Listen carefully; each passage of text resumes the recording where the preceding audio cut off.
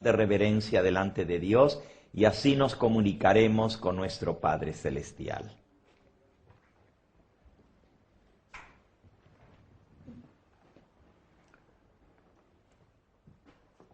Amantísimo Padre y Dios nuestro que estás en los cielos, santificado sea tu nombre.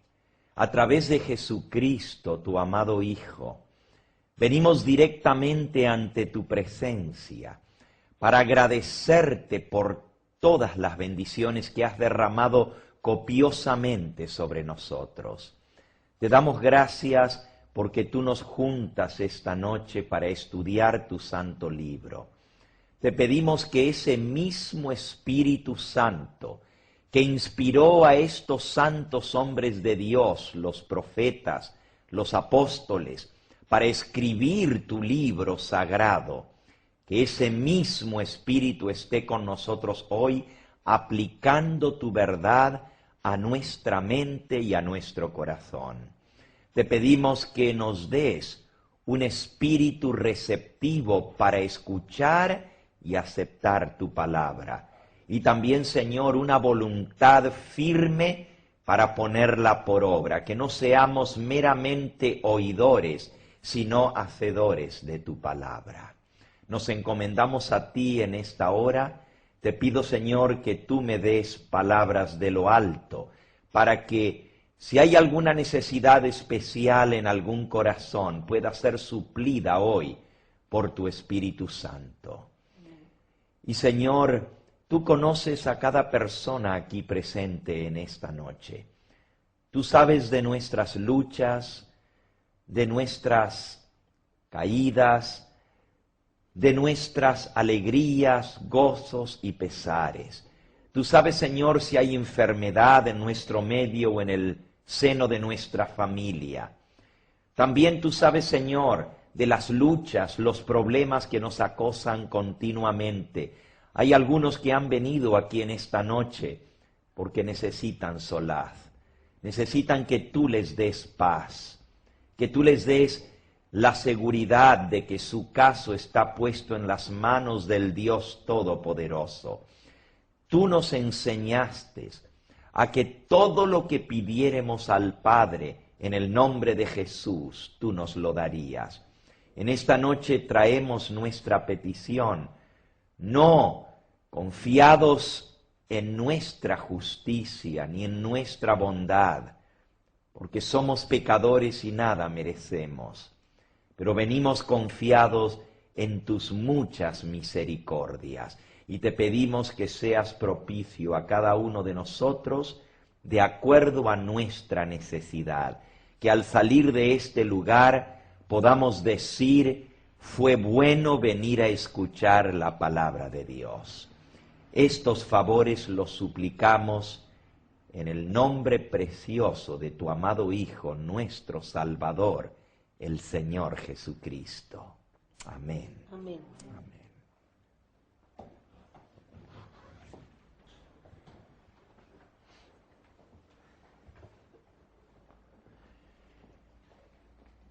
Anoche fue nuestra primera conferencia.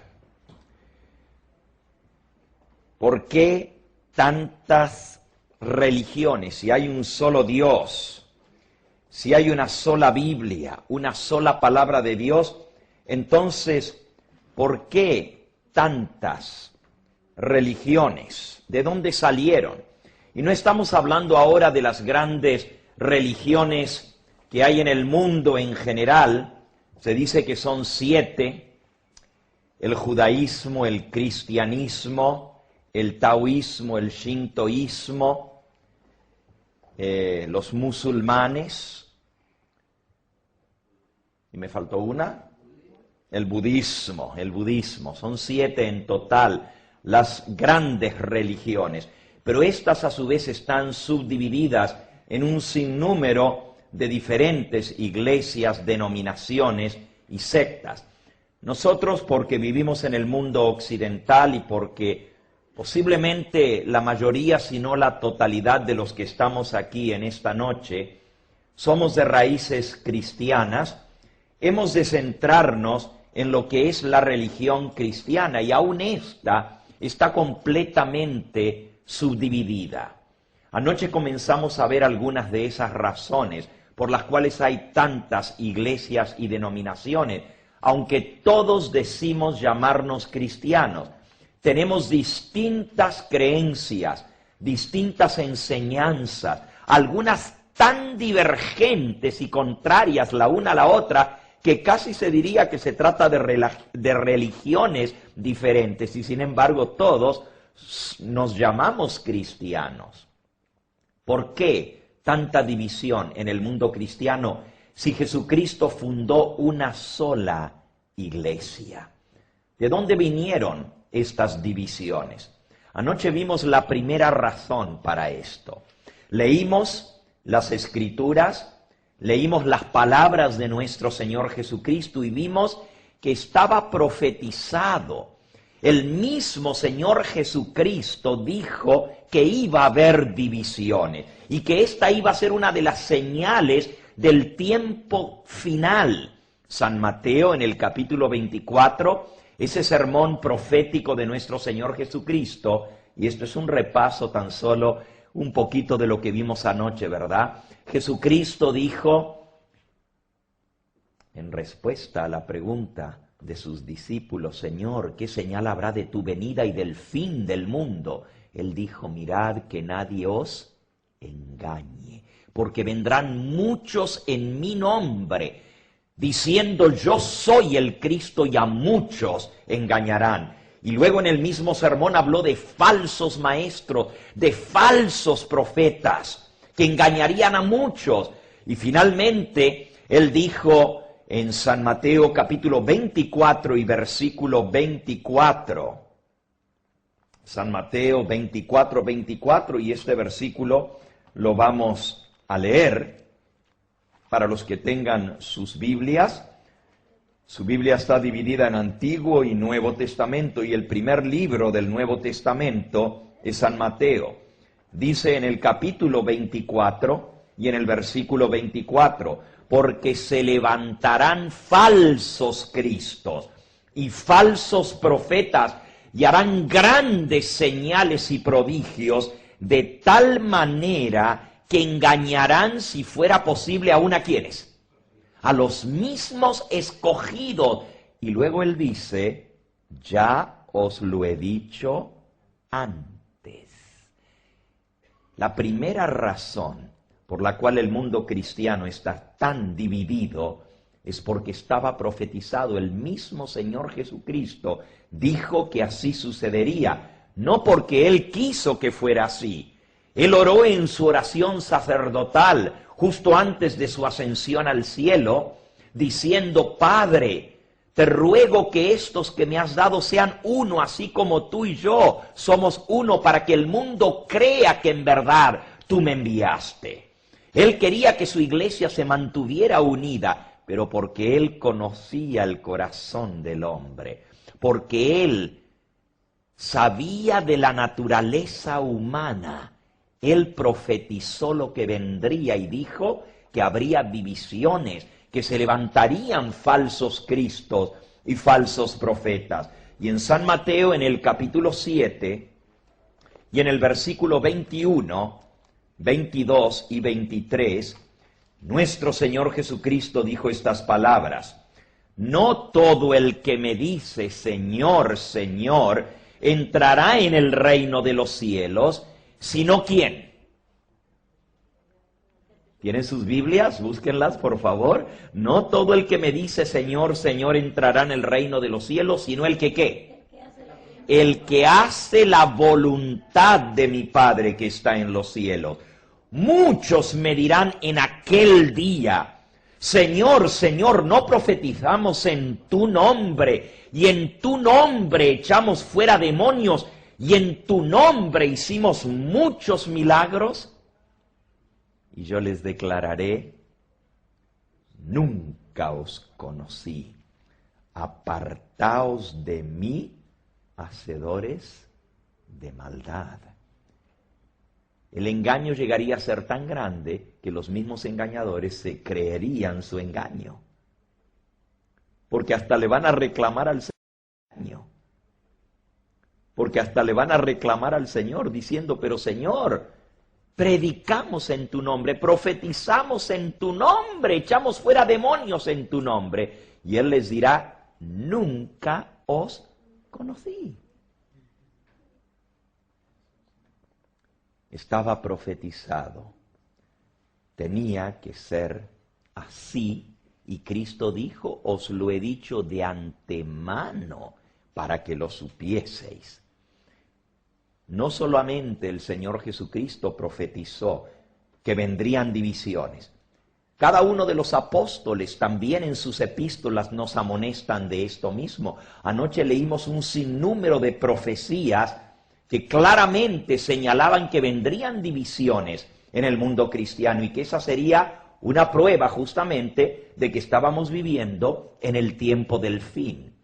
El apóstol San Pablo habló muy claro con respecto a esto e incluso nos da una de las razones más por las cuales hay divisiones dentro del mundo cristiano. Si ustedes buscan en la epístola del apóstol San Pablo a Timoteo, su discípulo, su hijo espiritual, él amonesta contra aquellos que traen doctrinas diferentes a las que fueron enseñadas. Y vimos que este era uno de los puntos en el cual se habría de apartar y se habría de dividir la iglesia con respecto a la doctrina. Primera de Timoteo, capítulo 6 y versículo 3 dice, si alguno enseña otra cosa diferente y no se conforma a las sanas enseñanzas de nuestro Señor Jesucristo y a la doctrina que es conforme a la piedad, está envanecido, no sabe nada, delira acerca de cuestiones y contiendas de palabras, de las cuales nacen envidias, pleitos, blasfemias, malas sospechas, disputas necias de hombres corruptos de entendimiento y privados de la verdad, que toman la religión como fuente de ganancia. Apártate de los tales. Ahora noten, tres cosas importantes en esta amonestación del apóstol. En primer lugar, él dice, si viene alguno enseñando una doctrina diferente, contraria de la que habéis recibido, apartaos de él, dice él. No lo escuchéis, no sabe lo que está hablando, está envanecido. En segundo lugar, el apóstol dice que de aquí vienen las contiendas, los pleitos, las divisiones, las envidias, las malas sospechas, las blasfemias y las disputas. ¿Quiere usted meterse en problemas? Saque uno de los dos temas más discutidos. Uno es la política y el otro es la religión. Y si usted quiere que se divida su familia, saque el tema de religión, sobre todo si hay diferencias en cuanto a la fe religiosa. Las disputas y las contiendas son tan grandes que hay gente que no se vuelve a hablar o que dice, no me toques más el tema de religión. Y se los puedo garantizar porque aquí mismo hay personas que les ha pasado esto mismo y me lo han dicho. Mi mujer no quiere ni que le mencione el tema de la Biblia ni de religión. Mi familia me ha hecho a un lado, me ha marginado por mi fe religiosa. Jesús dijo que habría división. No he venido para traer paz a la tierra, sino espada. Estará el padre contra su hijo, la nuera contra su suegra, la hija contra su madre. Y los enemigos del hombre serán los de su propia casa. San Mateo capítulo 10. El apóstol San Pablo dice que esto sería la fuente de peleas, contiendas y divisiones. Y lo tercero que dice este pasaje nos da una razón adicional por la cual han salido tantas iglesias y denominaciones. Usarían la religión ¿Como fuente de qué? De ganancia.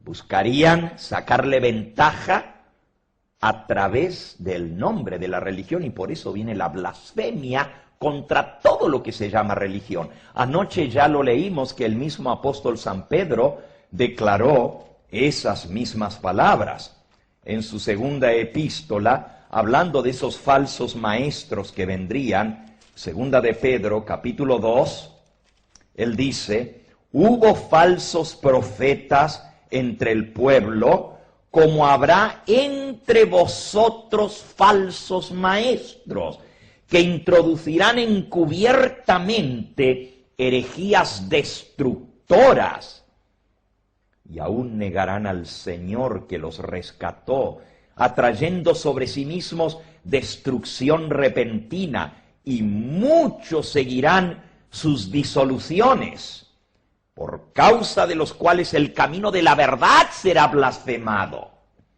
y por avaricia harán mercadería de vosotros con palabras fingidas.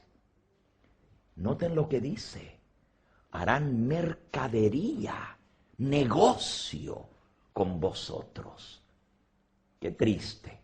Por eso el camino de la verdad sería blasfemado. Hay gente que dice: yo no quiero saber nada con ninguna religión. A mí déjeme tranquilo, como estoy, no necesito nada, porque todo eso de religión es un negocio. El camino de la verdad sería blasfemado por culpa de esto. Hay otras razones por las cuales el mundo cristiano se ha dividido. El apóstol San Pablo nos da otra razón más. Nuevamente, si buscamos en la epístola del apóstol Timoteo, o sea, del apóstol Pablo a Timoteo, esta vez segunda de Timoteo, en el capítulo 4, miren la recomendación que le da San Pablo a Timoteo. Por cierto, la segunda epístola de Timoteo es la última que escribió el apóstol justo antes de su muerte. El apóstol San Pablo fue decapitado por predicar el Evangelio. Y esta epístola se conoce como su testamento, porque fue lo último que escribió antes de su muerte. En el capítulo 4 y en el versículo 6 y 7 él dice: porque yo ya estoy para ser sacrificado, el tiempo de mi partida está cercano. He peleado la buena batalla, he acabado la carrera, he guardado la fe. Por lo demás me está guardada la corona de justicia, la cual me dará el Señor, juez justo en aquel día, y no solo a mí, sino también a todos los que aman su venida. Por eso se conoce como el testamento de San Pablo. Él dice: yo sé que ya me quedan pocos días. Esta carta la escribió desde la cárcel Mamertina en Roma. La cárcel Mamertina es una cárcel espantosa, es un agujero debajo de la tierra, solo tiene un orificio arriba que sirve de puerta y de ventana, de todo por ahí le bajaban la comida, húmeda, y allí pasó muchos meses, años el apóstol. ¿Se imaginan ustedes que la mayoría de las 14 epístolas que él escribió, 8, más de la mitad, fueron escritas desde la cárcel? Y como un padre que se despide de su hijo, San Pablo escribe a Timoteo, lo último que le escribió, porque ya está en su último capítulo, y de allí a los poquitos días lo mataron. Pero miren lo que él le recomienda a Timoteo. Y no solamente le encarece delante de Dios que haga eso, le suplica como el padre que le da el último consejo a su hijo antes de morir, sino que también le revela lo que vendría en el futuro. Y ahí está una de las razones por las cuales el mundo cristiano está dividido. Lean, segunda de Timoteo 4, versículo 1 ahora. Dice: te encarezco delante de Dios y del Señor Jesucristo, que ha de y del Señor Jesucristo, que ha de venir a juzgar a los vivos y a los muertos en su manifestación y en su reino. Que prediques la palabra de Dios, que instes a tiempo y fuera de tiempo, redarguye, reprende, exhorta con toda paciencia y doctrina. Me impresiona la primera declaración: te encarezco delante de Dios y de nuestro Señor Jesucristo, que ha de venir a juzgar a los vivos y a los muertos. Solo me detengo un momento para hacer un comentario. La palabra de Dios enseña que Jesucristo está sentado a la diestra de Dios Padre Todopoderoso y de allí ha de venir a juzgar a los vivos y a los muertos. Eso es también parte del credo de los apóstoles. ¿Cuántos aprendieron de niños cuando hicieron primera comunión el credo? A ver, ¿no todos? ¿No todos fueron confirmados? Bueno, creo en Dios Padre Todopoderoso, Creador del cielo y de la tierra, y en Jesucristo, su único Hijo. Ah, se lo recuerdan, muy bien. Hay una parte del credo que dice: ascendió a los cielos, se sentó a la diestra de Dios Padre, y de allí, ¿qué dice? Ha de venir a juzgar los vivos y los muertos. Lo mismo que dice el credo lo dice aquí el apóstol San Pablo a Timoteo. Y mi comentario es: bueno, si Jesucristo va a venir a juzgar a los vivos y a los muertos en su venida, y la Biblia le llama eso el día del juicio, el juicio final, ¿cómo entonces hemos sido enseñados que cuando una persona muere, si fue buena, de inmediato se va a la presencia de Dios?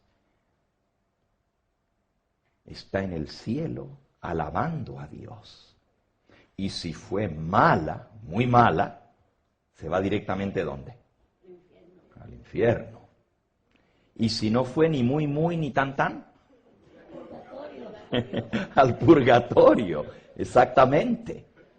Ahora mi pregunta es: si la palabra inspirada de Dios dice que Jesucristo va a venir en su manifestación, en su venida, a juzgar a los vivos y a los muertos, ¿cómo pueden los muertos estar en el cielo o en el infierno o en el purgatorio si todavía no han sido juzgados?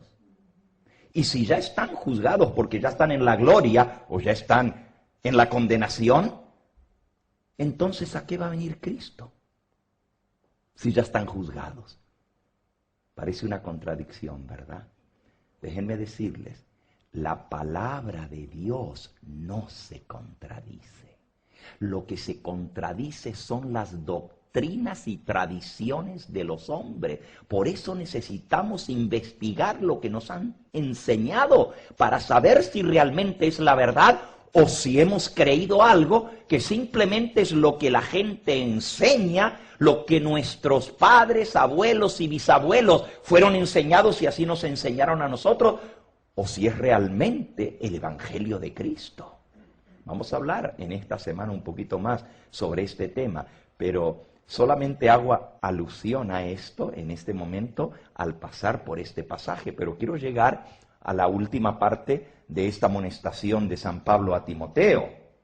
Primero le dice: te encarezco que prediques la palabra de Dios, que redargullas, que reprendas, que exhortes con doctrina correcta.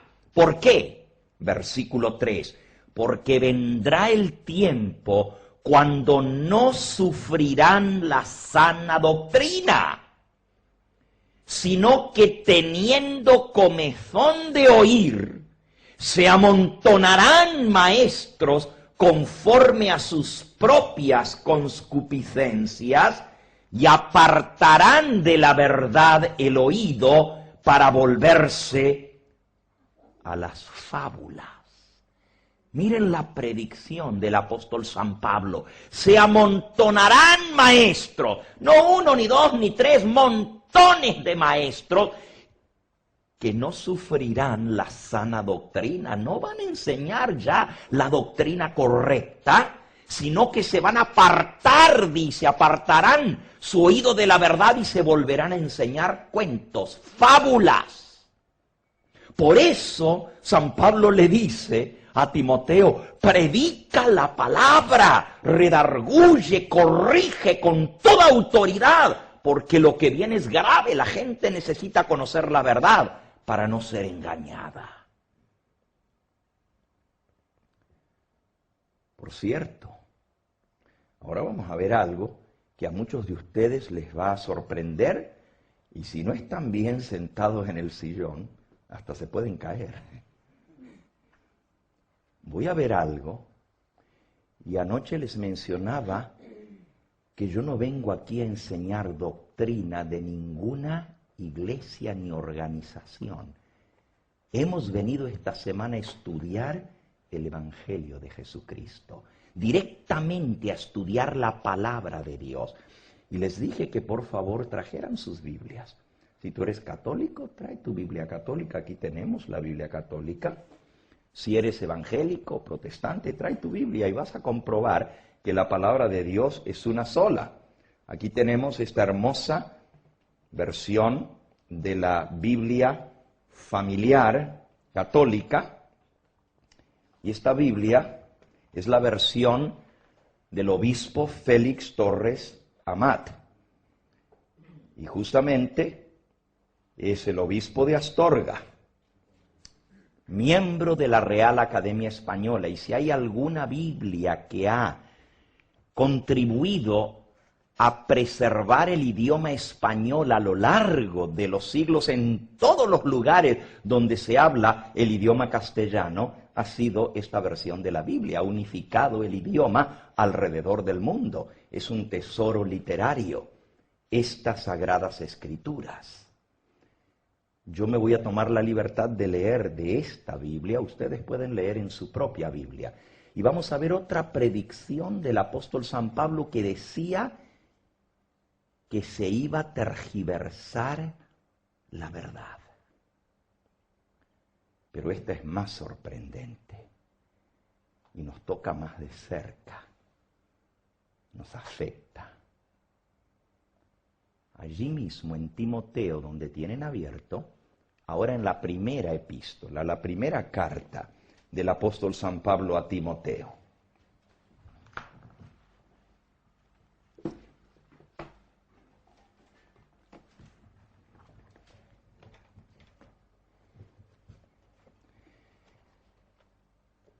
Y yo voy a leer primero en el capítulo 3 de la primera epístola a Timoteo. Si usted tiene su Biblia evangélica o protestante, lea también. Saben, decimos que hay Biblias católicas y hay Biblias protestantes. En realidad la palabra de Dios es una sola. Y ustedes lo van a comprobar en esta noche. Yo voy a leer de la Biblia católica, ustedes pueden leer de su Biblia y se van a dar cuenta que dice exactamente lo mismo.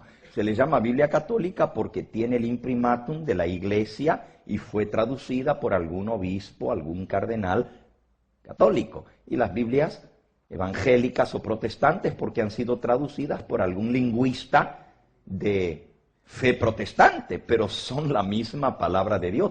Puede variar en la manera de expresar el pensamiento, pero el sentido es exactamente el mismo. Primera de Timoteo, capítulo 3. Dice así: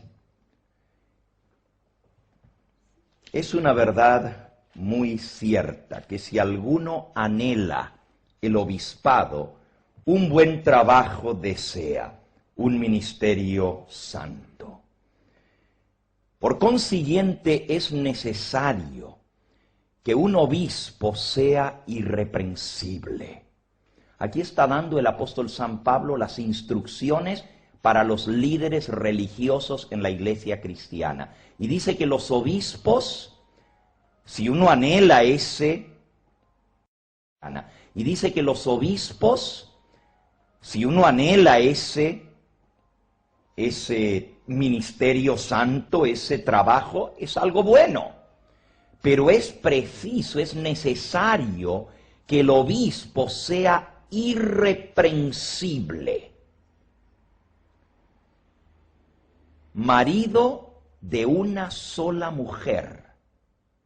Interesante, porque esta Biblia es tan antigua que escribe mujer con G y no con J, como la escribimos hoy en día, es español antiguo.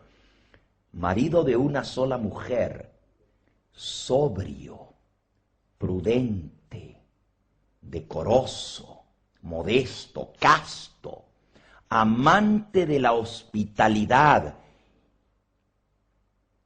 y que sea apto para enseñar, capaz de enseñar, que no sea dado al vino, que no sea violento, sino moderado, que no sea pleitista, que no sea interesado en ganancias, que sepa gobernar bien su casa, teniendo a sus hijos a raya con toda decencia. Pues si uno no sabe gobernar su propia casa, ¿cómo cuidará de la iglesia de Dios? Ahora, acabo de leer en la Biblia católica los requisitos para un obispo. Son muchos. Es un ministerio santo. Pero salta a la vista y sorprende al leerlo que uno de los requisitos para el obispo es que sea marido de una sola mujer, que tenga a sus hijos en sujeción con toda honestidad, porque si no sabe gobernar su propia casa, ¿cómo cuidará de la iglesia de Dios? ¿Cómo es esto? Los obispos, según la palabra de Dios, deben ser casados. ¿Y de dónde viene la enseñanza del celibato eclesiástico?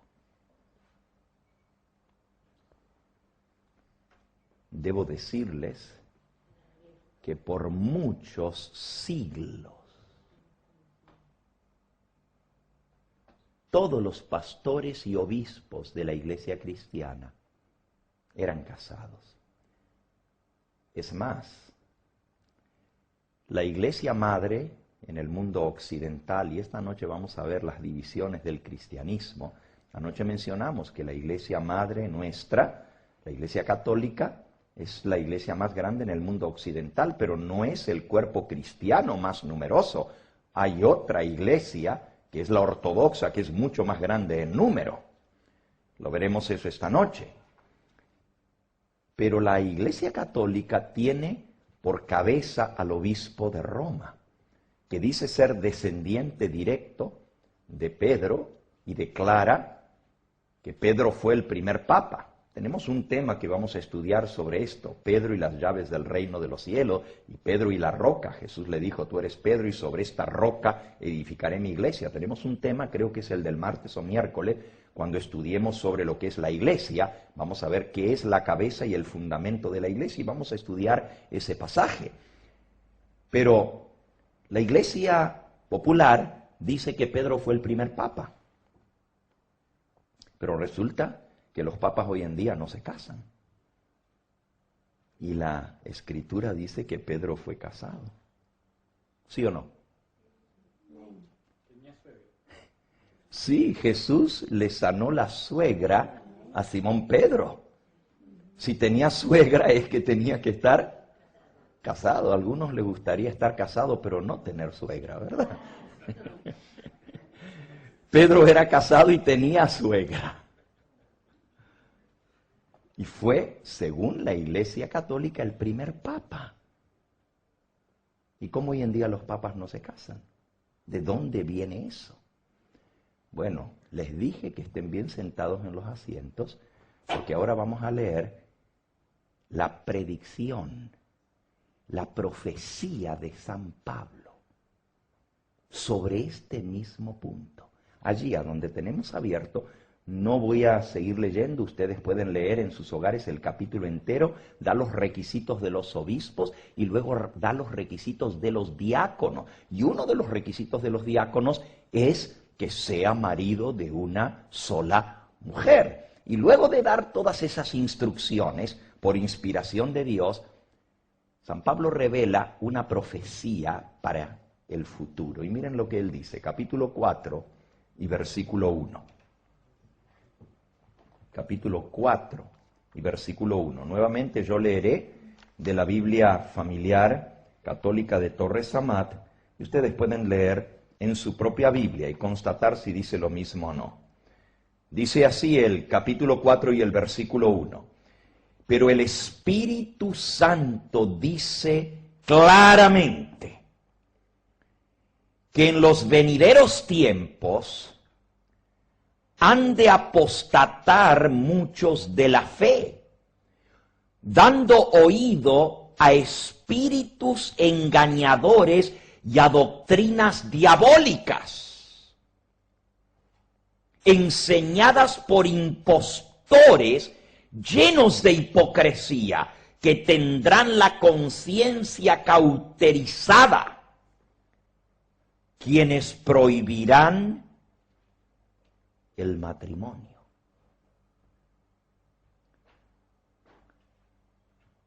Esto es una bomba, especialmente en el tiempo en que estamos viviendo con las controversias en torno al sacerdocio que se están dando en la iglesia. El apóstol San Pablo dijo que el Espíritu Santo claramente le reveló que en los días postreros, en los días venideros, apostatarían de la fe. ¿Qué significa apostatar de la fe?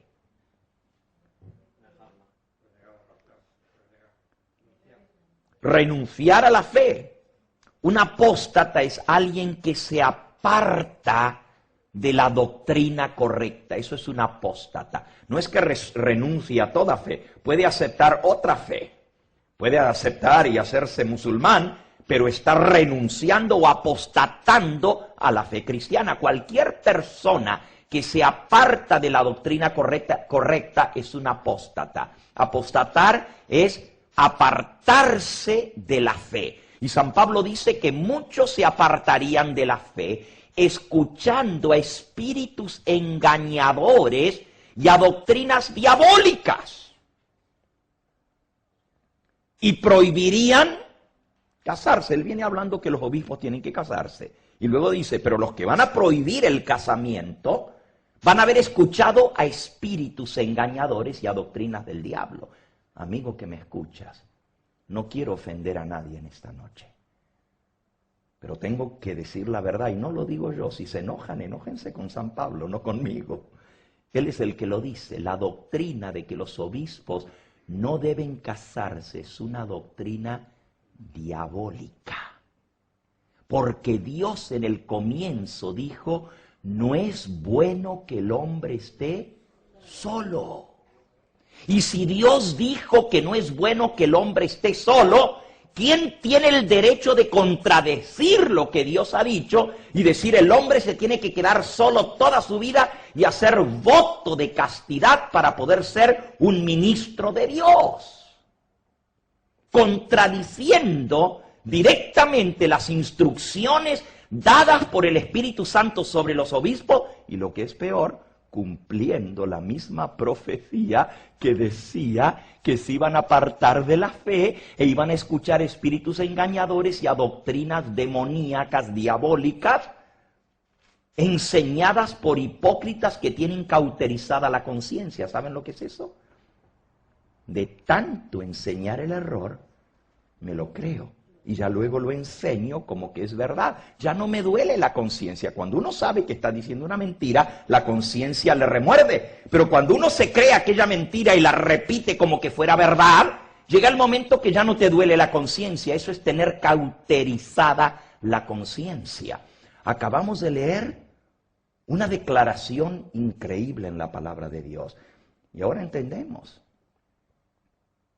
¿Por qué está sucediendo lo que está pasando en el mundo?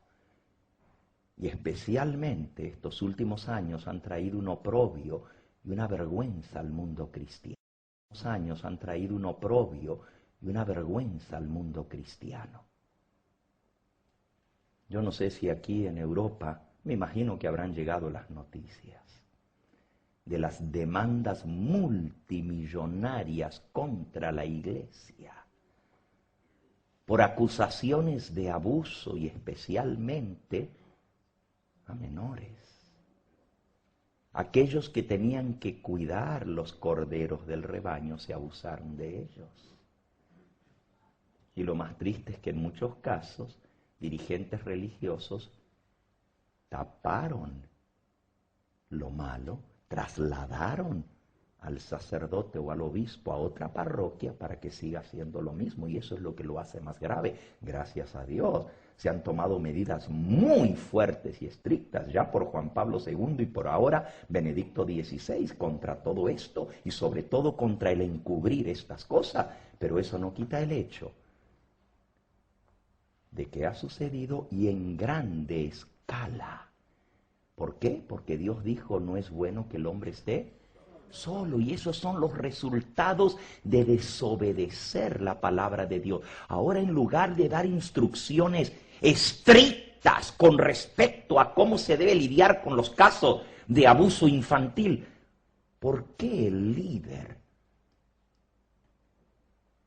de la iglesia más grande en el mundo occidental no reconoce que se ha cometido un error?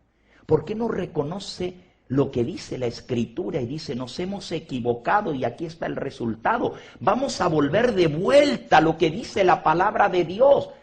Oh, porque hay otra doctrina que fue aprobada por el Concilio Vaticano I en el año 1870, en la cual se declaró la infalibilidad papal. Cuando el obispo de Roma habla ex cátedra, es decir, como maestro de los fieles, lo que él dice no puede errar.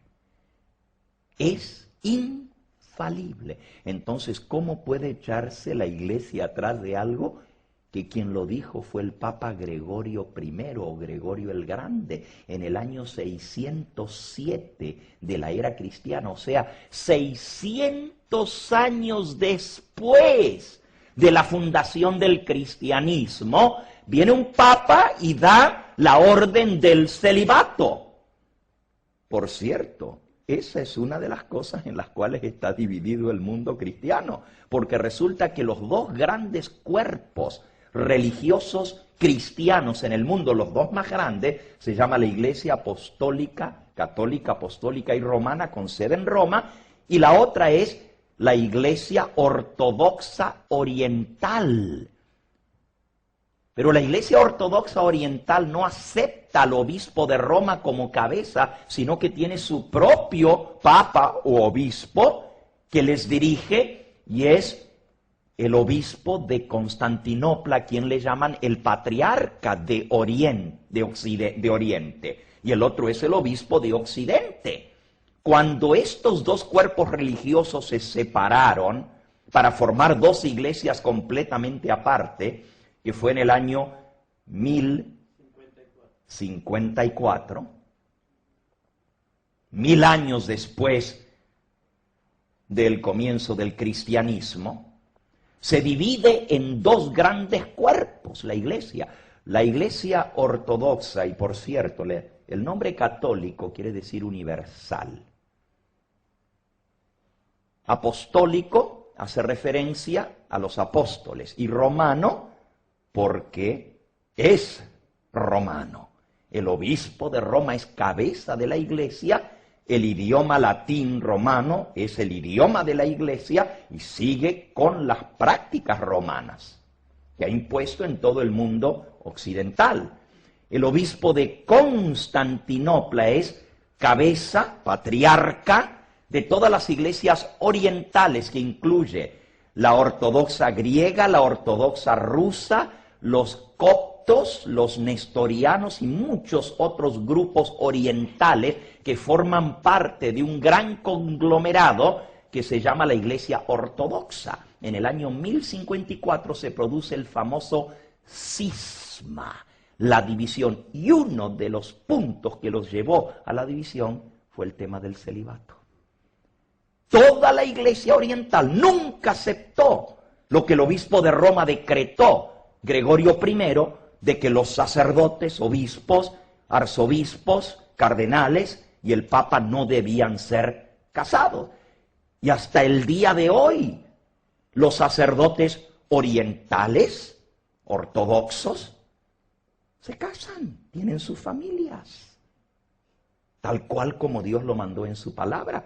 Y escuchen, la palabra ortodoxa, iglesia ortodoxa, quiere decir los que se aferran a la doctrina original. Eso es lo que quiere decir ortodoxo.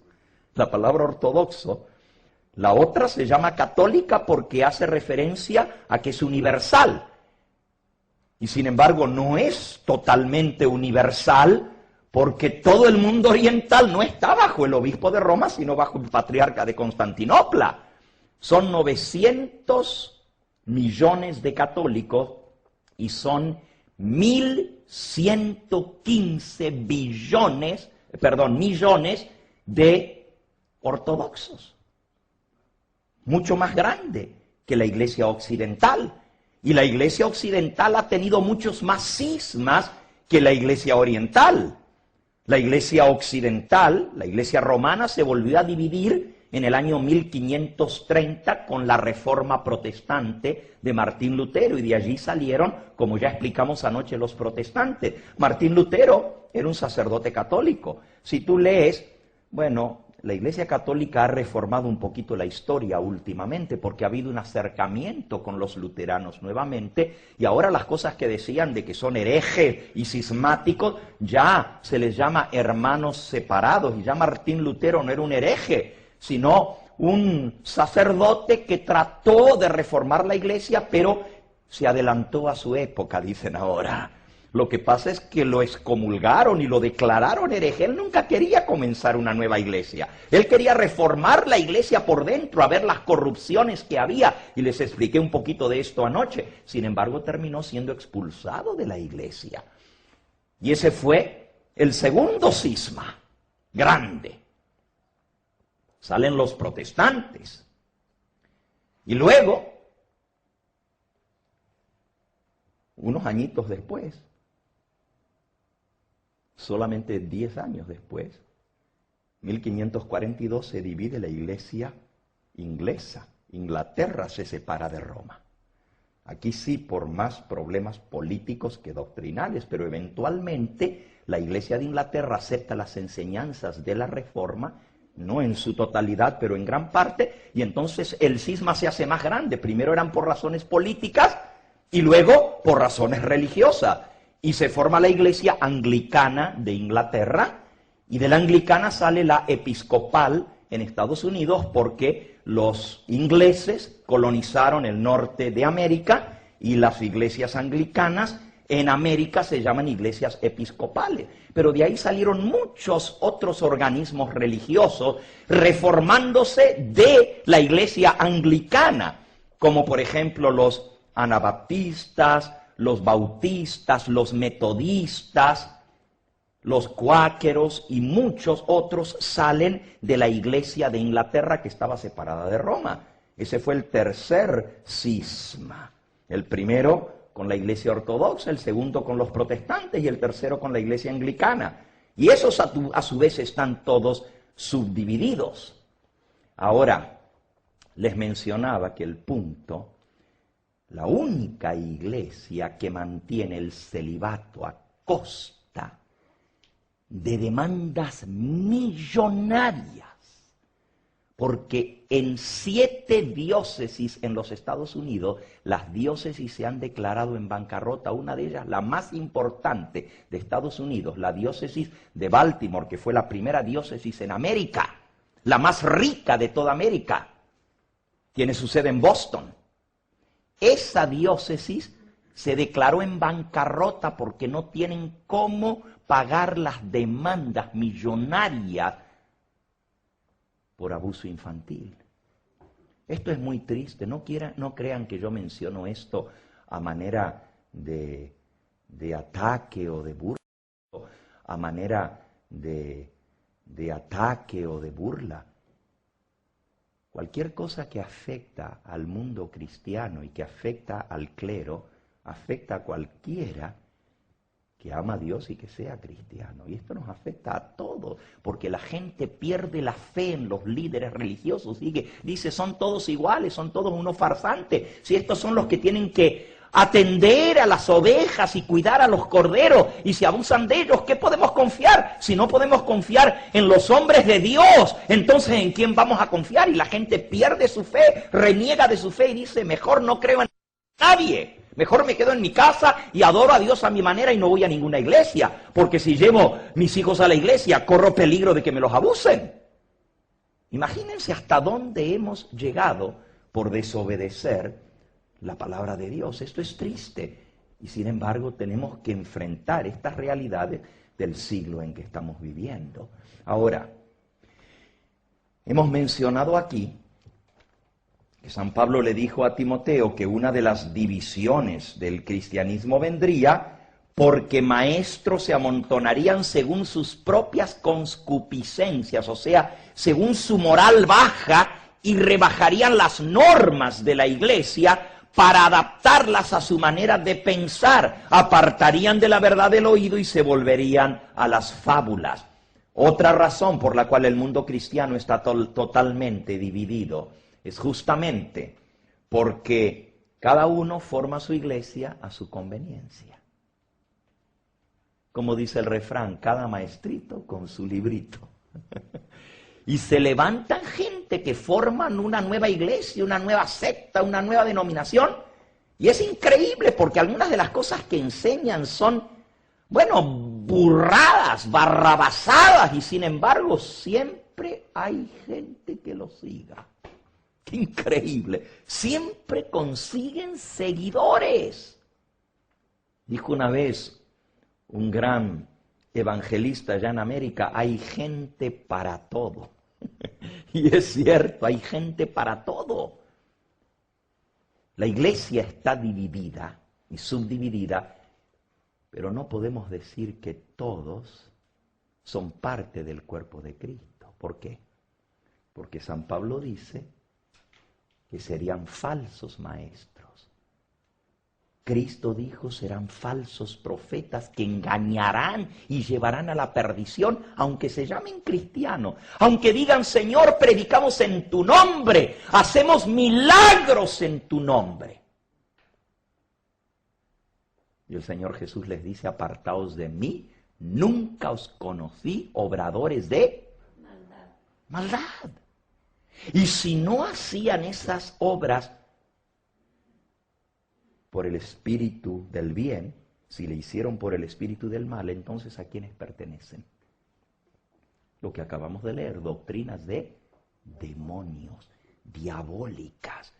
No es tan fácil como decir, bueno, todos los caminos conducen a Roma. Todos nos enseñan a amar a Dios y amar a nuestro prójimo. No importa a qué iglesia vaya, el asunto es que sea una iglesia pues que te enseñe a amar a Dios. Cuidado. Porque hay doctrinas demoníacas, satánicas, aún dentro del mundo cristiano. Miren, un gran evangelista, y ahora no solamente en el mundo católico, en el mundo protestante también sucede. Llegó a ser muy famoso. Tenía un carisma tremendo.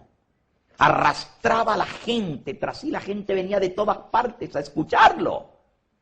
Levantó una iglesia en San Francisco, una iglesia en Ohio, una iglesia en Los Ángeles y siguió abriendo iglesias, se llamaba la Iglesia del Pueblo.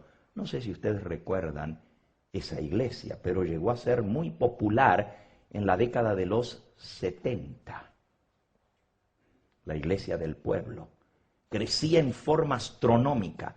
Este evangelista y pastor había sido hijo de un pastor. Y la gente le seguía, hacía milagros, hablaba en lenguas. Y un buen día se le ocurrió de que tenía que llevar a la gente a las Guyanas. ¿Se acuerdan la historia? Do you remember Jim Jones? Bueno, si te acuerdas de Jim Jones, eres lo suficiente viejo como para acordarte, porque algunos no lo pueden recordar porque eso pasó por la década de los 70. Pero más recientemente, en la década de los 90, se levantó otro diciendo, y bueno, ustedes saben los que no saben, Jim Jones, tremendo evangelista, predicador, predicaba, hacía milagros y de todo en el nombre de Cristo, terminó llevándose a la gente con una masacre en masa, más de 1000 cadáveres putrefactos tirados en la selva de las Guyanas. Nunca me olvidaré esas imágenes en la televisión de ver un campo de gente tirada, ya reventando sus cuerpos de la putrefacción porque se habían tomado un juguito para hacer un suicidio en masa, siguiendo a un líder así llamado cristiano. No todo es bueno.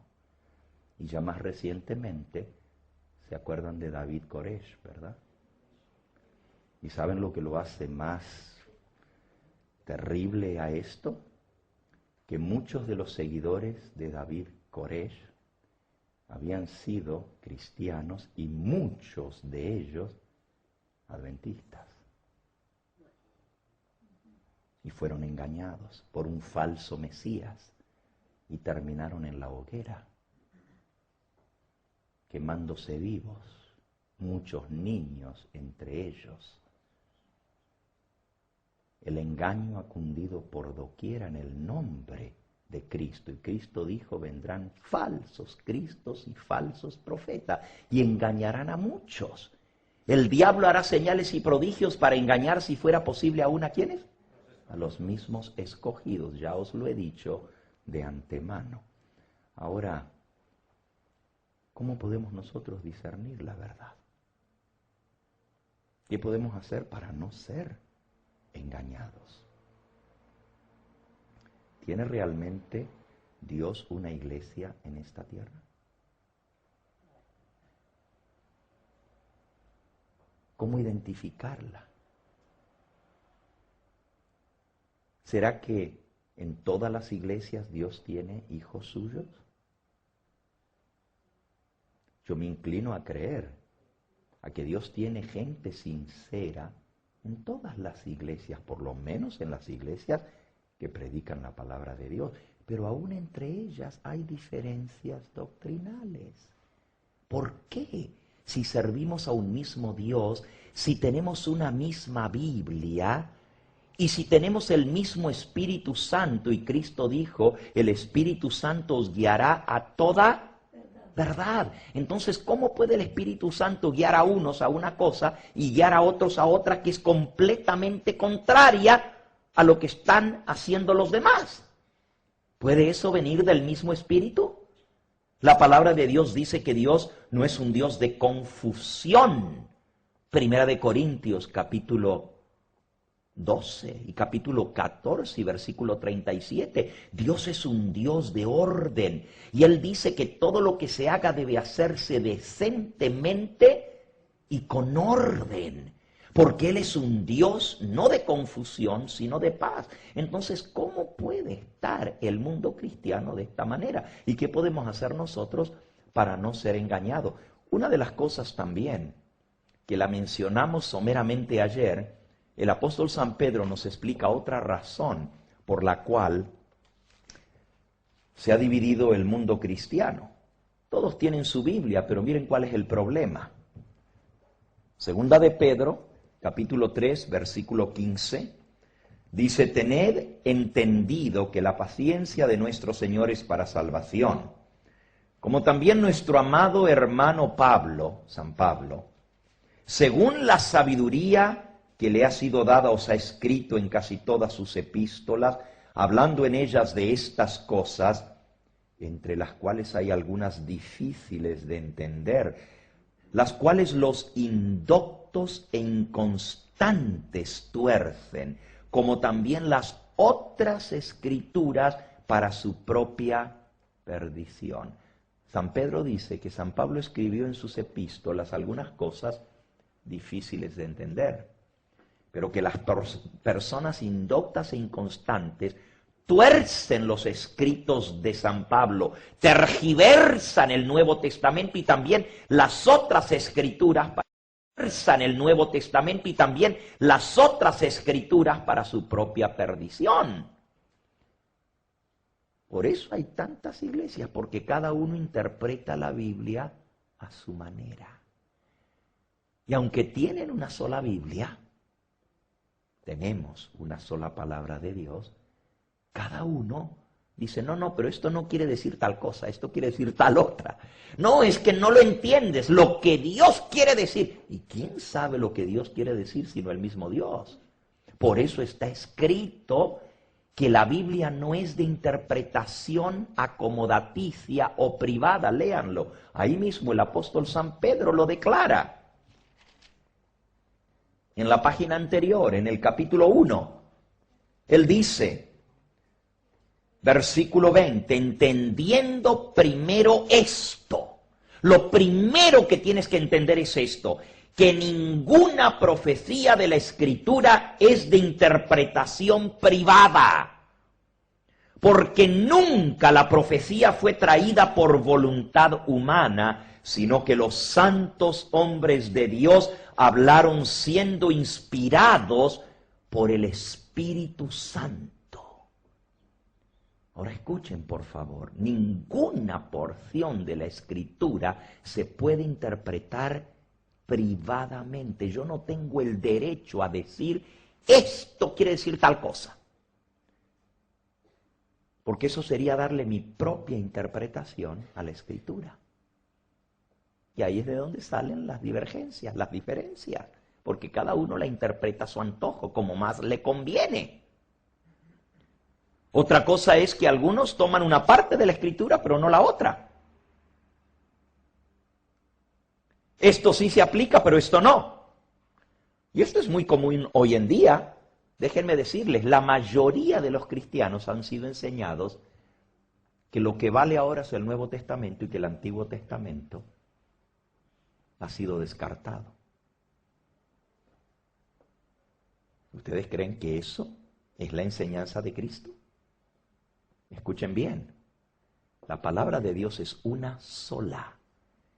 Y la palabra de Dios es tan válida como siempre lo fue. La palabra de Dios no deja de ser. Sécase la hierba, marchítase la flor, mas la palabra de Dios permanece para siempre. Ahora, cuando Jesucristo dijo, San Juan 5:39, escudriñad las Escrituras, porque a vosotros os parece que en ellas tenéis la vida eterna, y ellas son las que dan testimonio de mí. Cuando Jesús dijo esas palabras, no se había escrito una sola frase del Nuevo Testamento. El Nuevo Testamento se escribió después de la muerte y la resurrección de Cristo, después de su ascensión al cielo. Todos los libros del Nuevo Testamento, que son 27 en total, se escribieron después de la ascensión de Cristo. Y cuando Jesús dice, escudriñar las Escrituras, ¿a qué Escrituras se estaba refiriendo? Al Antiguo Testamento, las únicas Escrituras que existían hasta entonces. Cuando San Pablo escribió ese texto que leímos anoche, donde nos dice que la palabra de Dios es inspirada, segunda de Timoteo, capítulo 3, y versículo 15 y 16, donde San Pablo le escribe a Timoteo, y tú desde la niñez has conocido las sagradas Escrituras, las cuales te pueden hacer sabio para la salvación que es por la fe en Cristo Jesús. Toda la Escritura es inspirada por Dios y es útil para enseñar, para redarguir, para corregir, para instruir en justicia, a fin de que el hombre de Dios sea perfecto, enteramente preparado para toda buena obra. Cuando Pablo escribió esto, el canon del Nuevo Testamento no estaba formado. Es más, Él estaba escribiendo parte de lo que eventualmente llegaría a ser parte del Nuevo Testamento. No había un Nuevo Testamento como tal. En ese momento solo existían los primeros 3 evangelios, porque el cuarto no se escribía todavía, y algunas cartas de los apóstoles que circulaban en distintas iglesias, pero no se habían compilado para hacerlo un libro como lo tenemos hoy en día. Cuando él dice, toda escritura es inspirada por Dios, se está refiriendo a las escrituras del Antiguo Testamento. Y él dice, y son útiles para enseñar, para redarguir, para corregir, para instruir en justicia. Cuando el apóstol San Pablo predicaba y decía que por las escrituras les demostraba a los judíos que Jesús era el Mesías, el Cristo, se refería a las escrituras del Antiguo Testamento, porque el Nuevo Testamento no era aceptado, ni existía todavía, ni fue aceptado por los judíos. Si quieres convencer a un judío, tienes que usar las escrituras del Antiguo Testamento. ¿Por qué entonces el mundo cristiano tiene aversión contra el Antiguo Testamento y dice que el Antiguo Testamento pasó y que ahora estamos bajo el Nuevo Testamento? Es interesante, porque se usa un pasaje de San Pablo para decir, no estamos bajo la ley, sino bajo la gracia. Y como no estamos bajo la ley, no estamos bajo los requerimientos del Antiguo Testamento que caducaron en la cruz. Nos han enseñado en el mundo evangélico cristiano, no en el católico. Miren qué interesante. En el mundo evangélico se enseña que la ley de Dios fue abolida y clavada en la cruz y que Cristo terminó con la ley y que ahora estamos bajo el Evangelio de la gracia y no bajo la ley. Y esto basado en un pasaje de San Pablo. Estamos hablando de malas interpretaciones. Pues vamos a detenernos un momentito allí para mostrar cómo la palabra de San Pedro se cumple literalmente. Que se interpreta la Escritura a su antojo, interpretación privada, y que toman los escritos de Pablo, dice Pedro, y los tergiversan, los tuercen para su propia perdición. Vamos a buscar ese texto de San Pablo donde dice, no estamos bajo la ley, sino bajo la gracia, y vamos a ver qué es lo que realmente está diciendo el apóstol San Pablo. Y no va a ser lo que yo diga, vamos a dejar que Pablo mismo se explique. ¿Saben? Cuando usted toma, y este es otro principio de interpretación bíblica, escuchen bien, el primer principio es que nadie debe interpretar la Biblia a su antojo. La Biblia es su propio intérprete. ¿Qué dije? ¿Están despiertos? ¿La Biblia es qué?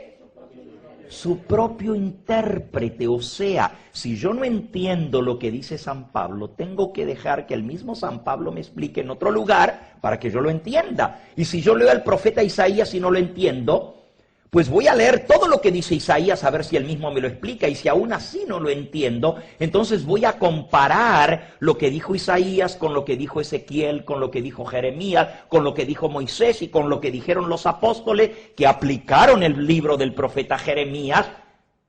Y así se me va a aclarar la misma escritura, porque la escritura se aclara a sí misma. Miren cómo dice Isaías capítulo 28, cómo se debe enseñar la doctrina. Y ahora volvemos a lo del apóstol San Pablo sobre que no estamos bajo la ley, sino bajo la gracia. Pero en el libro de Isaías, en el capítulo 28, nos dice en el versículo 13. Bueno, vamos a leer desde el 9. Dice, ¿a quién se enseñará ciencia? Isaías 28, 9. ¿A quién se hará entender la doctrina? Está hablando de enseñar la ciencia de Dios y entender la doctrina verdadera. Y luego dice, ¿acaso le entenderán los niños destetados o los arrancados del pecho? Versículo 10, porque mandamiento tras mandamiento, mandato sobre mandato, renglón tras renglón, línea sobre línea, un poquito aquí y otro poquito allá. Versículo 13, ahí mismo. La palabra pues de Jehová le será mandamiento tras mandamiento, mandato sobre mandato, renglón sobre renglón, línea sobre línea, un poquito aquí y otro poquito allá, hasta que vayan y caigan de poquito allá, hasta que vayan y caigan de espaldas y sean quebrantados y entiendan la verdad. Quiere decir que para comprender la doctrina hay que tomar un mandamiento y compararlo con otro mandamiento. Un mandato sobre otro mandato, un renglón aquí, otro renglón allá, un poquito aquí y otro poquito allá. Si no entiendo lo que San Pedro dice, pues voy a ver lo que dice San Juan y lo voy a comparar. Un poquito aquí y otro poquito allá para poder entender correctamente la palabra de Dios. O sea, un pasaje me ayuda a entender otro. Ese es el primer principio que hemos visto. La Biblia es su propio intérprete. El segundo principio se los voy a decir en forma de un refrán o de un dicho que parece un trabalengua, pero no lo es. Es un principio de interpretación. Dice así: texto sin contexto es un pretexto. A ver si lo pueden aprender. ¿Cómo dice? Texto sin contexto es un pretexto. ¿Y qué quiere decir eso? Que si yo tomo un texto bíblico, un versículo, una declaración, y la leo sin su contexto, le puedo hacer decir a la Biblia lo que se me da la gana. Se transforma en un pretexto para hacer lo que yo quiero. Porque si yo saco algo del contexto, le puedo hacer decir lo contrario. Por ejemplo, ¿se sorprenderían si yo les digo a ustedes que les puedo demostrar en esta noche que no hay Dios por la Biblia? No me miren así. ¿Es cierto? La Biblia dice que no hay Dios. Claro, si usted lo saca del contexto. El Salmo 14 dice el versículo 1, no hay Dios. Usted dice, pero ¿cómo la Biblia decir que no hay Dios? Bueno, sáquelo del contexto. Ahora, si lee lo que viene diciendo antes, lo que dice antes es: dijo el necio en su corazón, no hay Dios. Claro, el que dice eso es el necio. Pero si tú nomás lees el pedacito y no lees de lo que viene hablando antes, pues la Biblia dice que no hay Dios. Eso es sacarlo de un contexto. Lo mismo pasa con el apóstol San Pablo. Lo sacan de contexto y le hacen decir a San Pablo lo contrario de lo que él realmente está diciendo. Y vamos a ver el ejemplo. Vamos a Romanos, en el capítulo 6, donde está la famosa declaración de Pablo, que ya no estamos bajo la ley, sino bajo la gracia. Romanos 6, 14. Dice: porque el pecado no se enseñoreará de vosotros, pues no estáis bajo la ley, sino bajo la gracia. ¿Ya ven? San Pablo dice que ya no estamos bajo la ley. Por lo tanto, ya no tenemos que guardar la ley. Ahora estamos bajo la gracia, que es el don del perdón de Dios. No importa lo que hagamos, que pequemos, total, Dios nos perdona. Él nos perdona por gracia, por puro amor, por don inmerecido. Y ya no tenemos que guardar la ley, porque de todos modos la ley no se puede guardar. Y San Pablo dice que no estamos bajo la ley. ¿Qué significa no estar bajo la ley? Bueno, que la ley fue abolida, que la ley se acabó y ahora estamos bajo un nuevo pacto, el pacto de la gracia. Antes era el pacto de la ley. Esa es la conclusión a la que millones de cristianos llegan. Y tristemente lo digo, esto no es en el mundo católico, sino en el mundo protestante evangélico. El mundo católico tiene otro problema con la ley. Y les dije, no estoy aquí para criticar, estoy para decir la verdad. En el mundo católico se acepta que los 10 mandamientos deben ser guardados. Solo que los 10 mandamientos fueron cambiados y son diferentes los del catecismo que los que Dios dio. Eso lo veremos más adelante. Pero si tú aprendiste los 10 mandamientos según el catecismo, you're in for a surprise. te vas a sorprender si los lees tal cual como Dios los escribió. Están cambiados, adulterados en el catecismo. No son los mismos que Dios dio. Ese es otro problema. Pero a lo menos el católico dice que los mandamientos se deben guardar. Aunque son diferentes, no los que Dios dio. Y usted dice, pero ¿cómo puede ser? ¿Usted está seguro de lo que está diciendo? Ya lo vamos a ver. Aguarden que ya llegará el momento para estudiar sobre eso, sobre la ley de Dios. Pero en el mundo protestante dicen, no hay que guardar los mandamientos porque ya Jesús los guardó por mí. Lo único que yo tengo que hacer es aceptar a Cristo, y si he aceptado a Cristo estoy libre de la ley. Él la guardó por mí, la ley fue clavada en la cruz, caducó, fue abolida y ya yo estoy bajo la gracia y no bajo la ley. Y todo basado en este versículo. Interesante. Leamos el contexto a ver de qué está hablando San Pablo. El mismo versículo, no tenemos que ir muy lejos. En el mismo versículo del cual solo se usa la expresión no estamos bajo la ley, sino bajo la gracia, está el secreto para entenderlo. Es lo mismo que en un solo versículo, Salmos 14:1 dice, no hay Dios. Pero si tú lees la primera parte del versículo, es dijo el necio en su corazón, no hay Dios. Ahora aquí dice, el pecado no se enseñoreará de vosotros. El pecado, ¿qué cosa es pecado? Bueno, dejemos que la misma Biblia nos defina lo que es pecado. Manténganse allí un momentito. No pierdan el texto que estamos leyendo, pero dejemos que la Biblia nos defina lo que es pecado. Primera de Juan, capítulo 3 y versículo 4. También en el Nuevo Testamento. Primera de Juan 3:4 dice, todo aquel que comete pecado traspasa la ley, pues el pecado es transgresión de la ley. Ahora, eso dice San Juan. San Pablo dice exactamente lo mismo. Volvamos a Romanos capítulo 6. Y ahí donde tienen abierto, si miran un poquito más adelante, en el capítulo 7, dice en el versículo 7, Romanos 7:7, ¿qué diremos pues? ¿La ley es pecado? En ninguna manera. Pero yo no conocí el pecado sino por la ley, porque tampoco supiera lo que es la codicia si la ley no dijera, no codiciarás. ¿Qué es pecado entonces?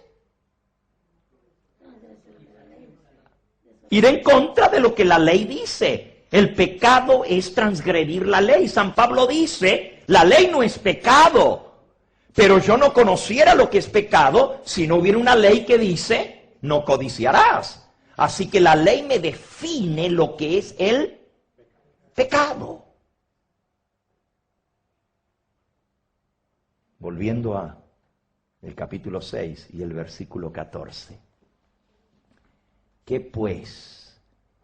Versículo 14 dice, porque el pecado no se enseñoreará de vosotros, pues no estáis bajo la ley, sino bajo la gracia. El pecado es la transgresión de la ley, y todos nosotros somos pecadores y caemos bajo el pecado. Pero aquí dice que el pecado no tiene que enseñorearse de nosotros.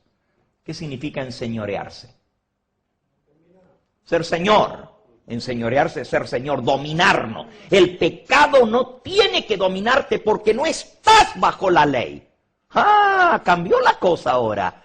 Porque no estar bajo la ley significa que el pecado no tiene poder sobre mí. ¿Por qué? ¿Porque no hay ley? No. Porque Cristo me libertó del poder del pecado. Y me da el poder para no estar bajo la condenación de la ley. Leámoslo. De eso viene hablando los versículos anteriores. Pero el mismo versículo te da la pauta, que es una contradicción decir que no hay que guardar la ley cuando San Pablo dice el pecado no se va a enseñorear de ti porque no estás bajo la ley sino bajo la gracia. La gracia de Cristo es su poder redentor que me liberta del poder y la condenación del pecado. ¿Qué significa estar bajo la ley? La ley no te puede salvar. La ley te condena, pero Cristo te salva. Y no estar bajo la ley significa que ya la ley no te condena, porque Cristo te ha perdonado y te ha libertado del pecado. Leamos el contexto y vamos a ver qué claridad. Cristo te ha perdonado y te ha libertado del pecado. Leamos el contexto y vamos a ver qué clarito. Bueno, primero les voy a leer el versículo que sigue y después leeremos los anteriores, porque el que sigue está bien clarito.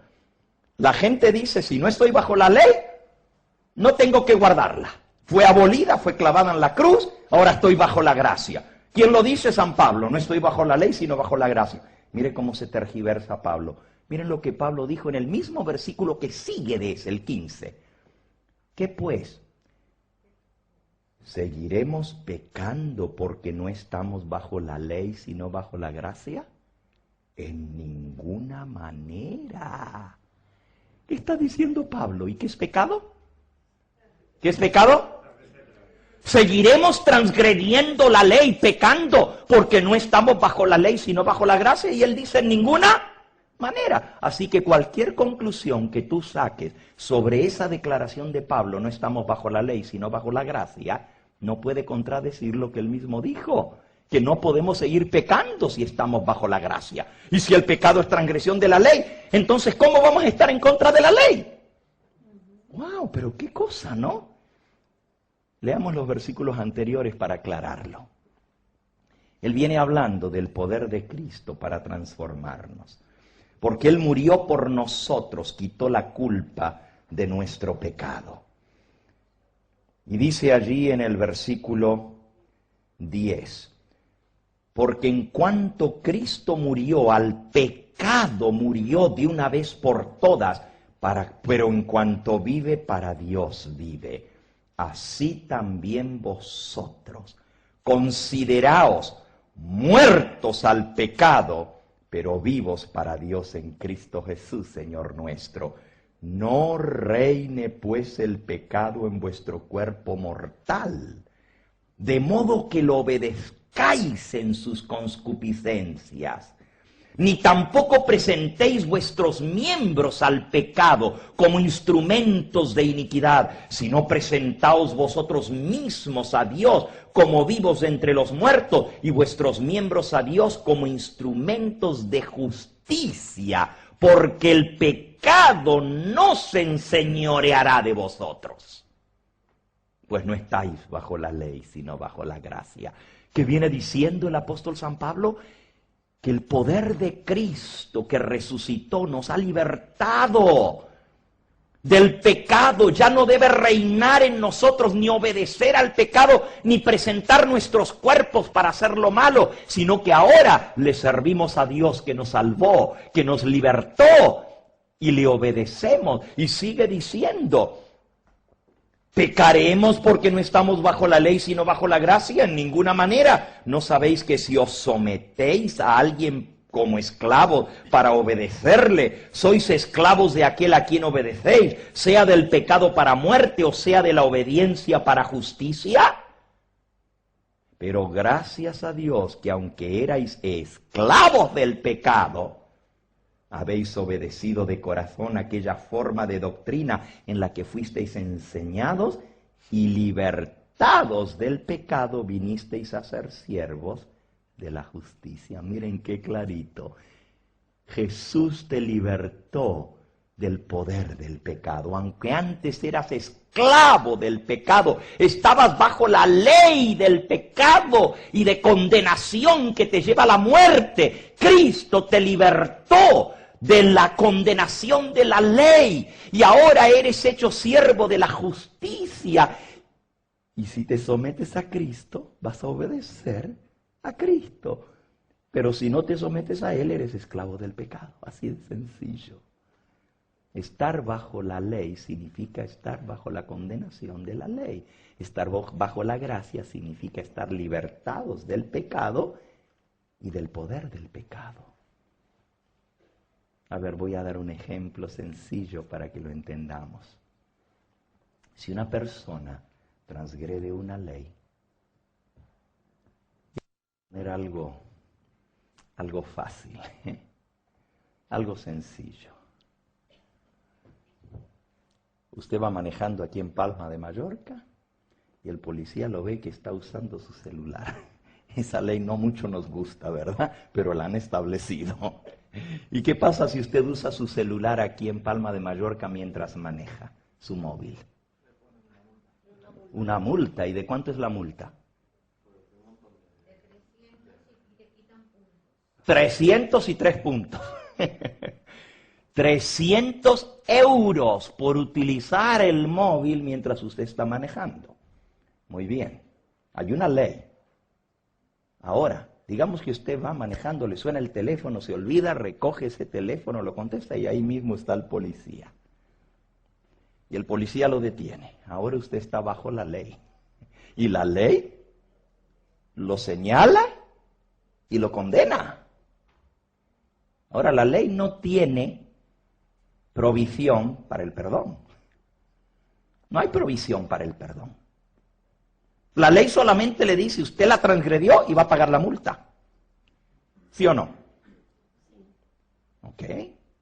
Ahora digamos, a manera de ilustración, que usted va a la corte, habla con el juez. Y el juez es muy misericordioso. Esto no pasa en la realidad, ¿verdad? Pero digamos que en este caso el juez es misericordioso y le dice, mira, ¿cómo te declaras? ¿Culpable o inocente? Bueno, sí, soy culpable. Y va hablando por teléfono. Entonces, mereces la multa, ¿verdad? Sí. Pero le pido misericordia.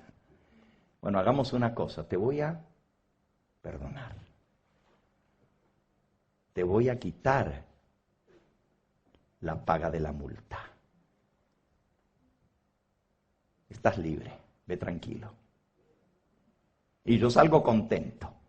Ese fue un acto de gracia. Ya la ley no me condena.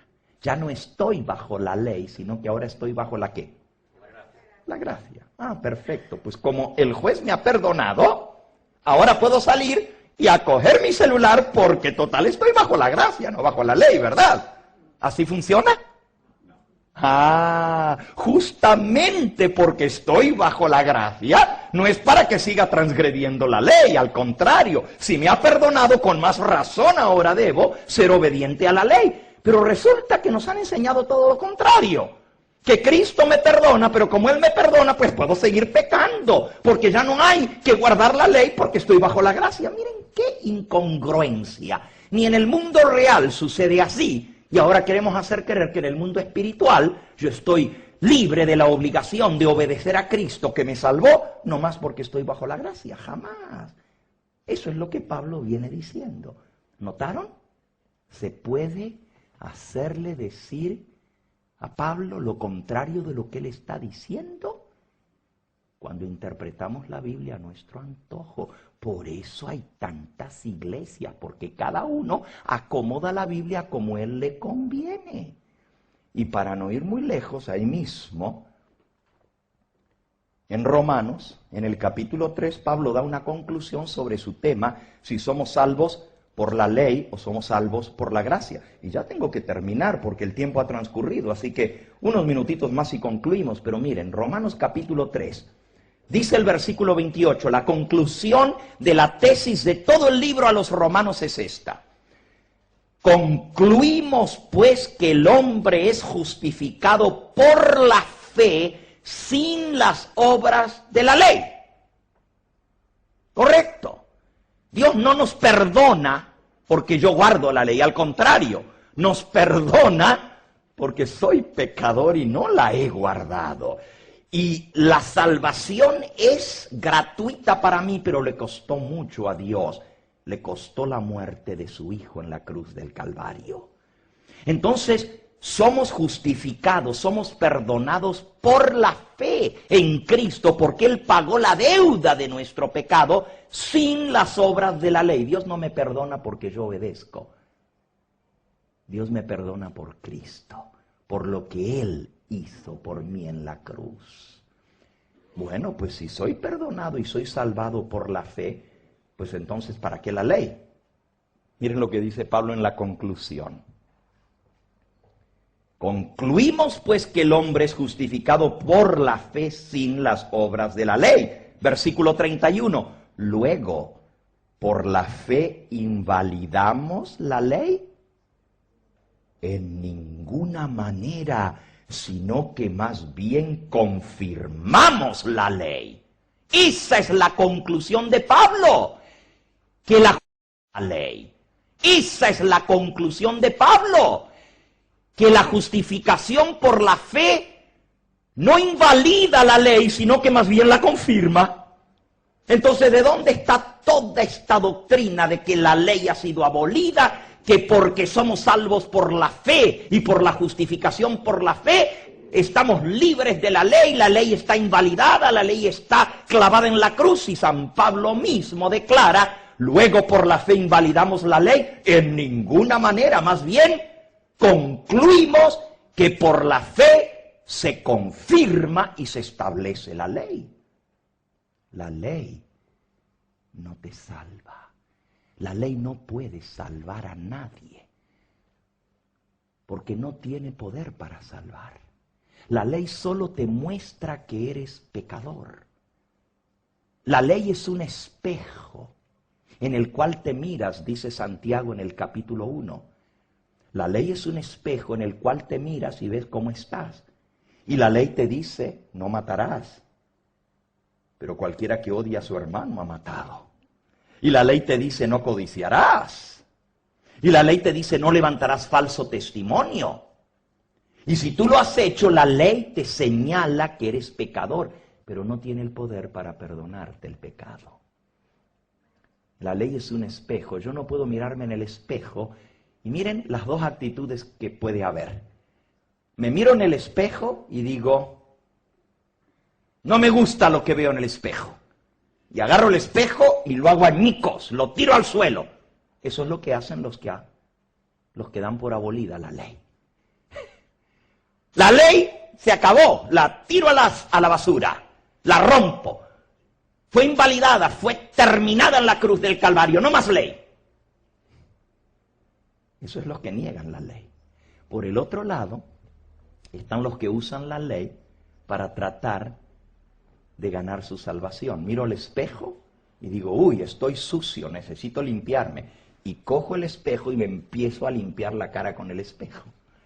Ridículo, pero eso es lo que significa tratar de salvarnos a través de la ley. La ley no puede salvarnos, solo nos dice lo que está malo con nosotros. Pero tenemos que venir al único que puede lavarnos con el jabón de su sangre, que es Cristo Jesús, el único que puede perdonar el pecado. Y a través de Cristo somos salvos de la condenación de la ley. Pero Él no solamente nos perdona, Él nos da su Espíritu Santo. Y leemos nuestro último versículo en esta noche. Ezequiel, capítulo 36. Ezequiel capítulo 36, un versículo hermoso. Es el Evangelio en miniatura y está en el Antiguo Testamento, fíjense. Dice así, comenzando con el versículo 25 en adelante. Este es un texto evangélico. Si estuviera en el Nuevo Testamento, pues pasaría como el Nuevo Testamento tan ciertamente como si fuera el Evangelio. Dice así, esparciré sobre vosotros, Ezequiel 36, 25. Esparciré sobre vosotros agua limpia. Seréis limpiados de todas vuestras inmundicias, de todos vuestros ídolos.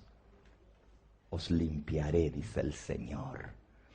Y os daré un corazón nuevo, y pondré un espíritu nuevo dentro de vosotros.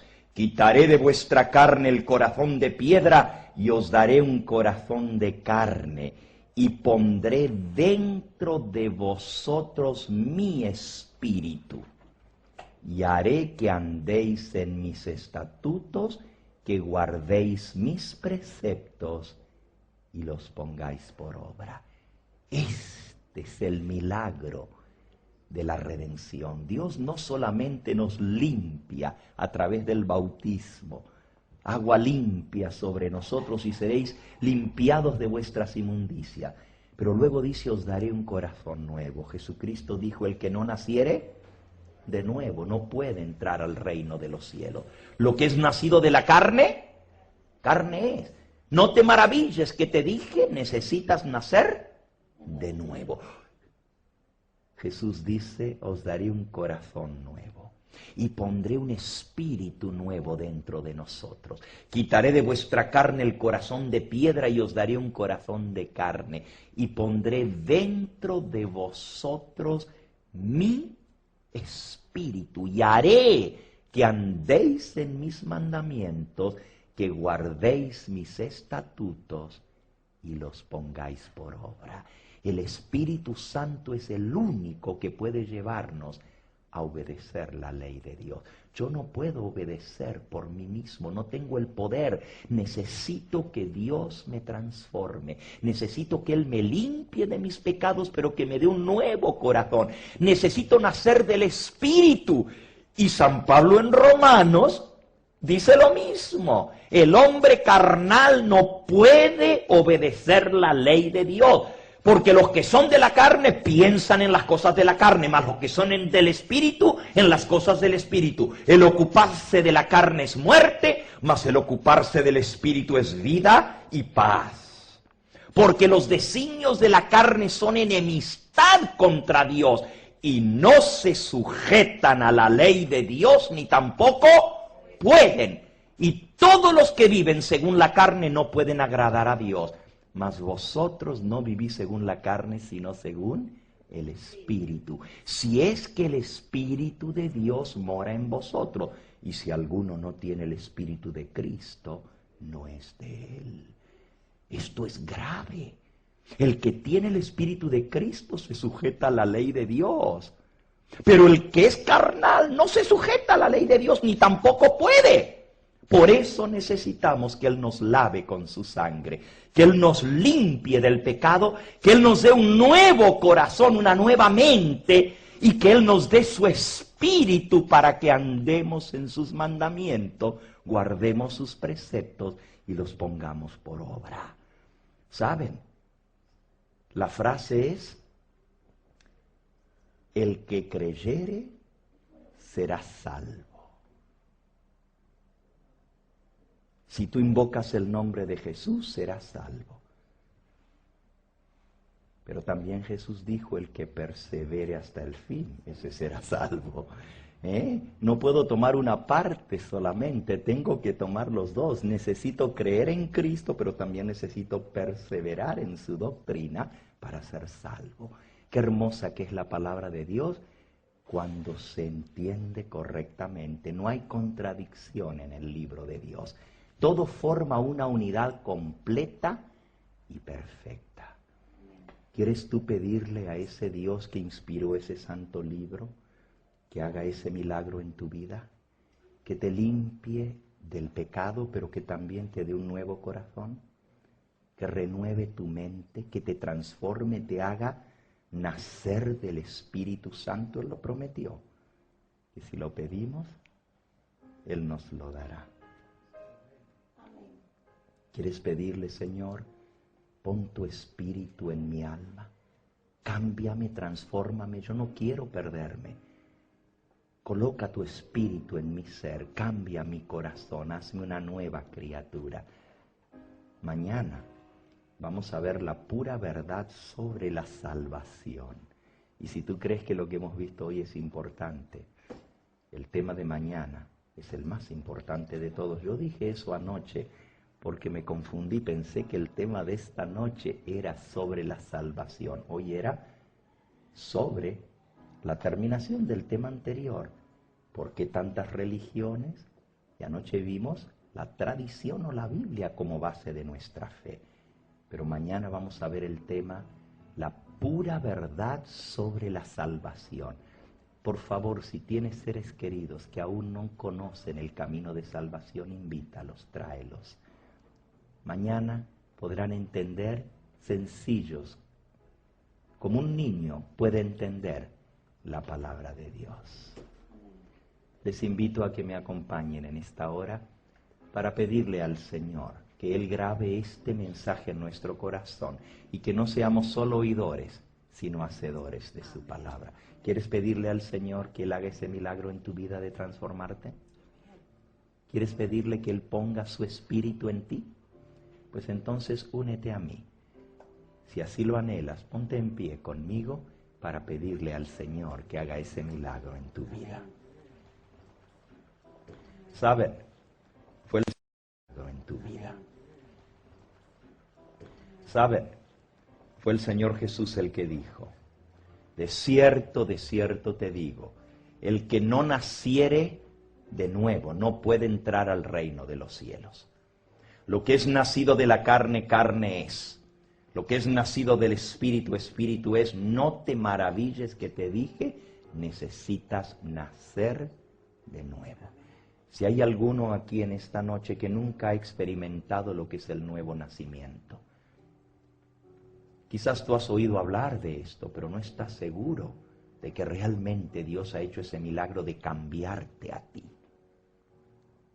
Si sigues siendo el mismo maldiciente, el mismo mentiroso, adúltero, estafador, mal hablado, no puedes dominar tu carácter. Eso es prueba de que no has nacido de nuevo. Porque el que está bajo la gracia, el pecado no se enseñorea de ti, no tiene dominio en tu vida. Y si el pecado todavía te domina, es que no has nacido del Espíritu. Si tú quieres pedirle al Señor hoy de todo corazón, yo quiero nacer de nuevo. Yo quiero sentir eso que otros dicen que han sentido cuando dicen que nacieron de nuevo. Si ese es tu deseo, yo quiero orar especialmente por ti en esta noche. ¿Hay alguno aquí que quisiera pedirle a Dios: Señor, yo quiero nacer del Espíritu, quiero que tú me cambies y me transformes? ¿Hay alguno? Amén, el Señor te bendiga, amén. Oh, amén, veo muchas manos que se están levantando. Si tú nunca has experimentado esto, yo te invito a que esta es la hora para pedirle a Dios con fe.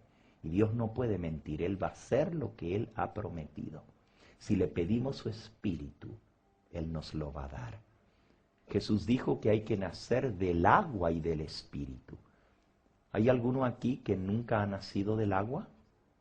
¿Saben lo que es nacer del agua? Exactamente, hasta este joven lo sabe.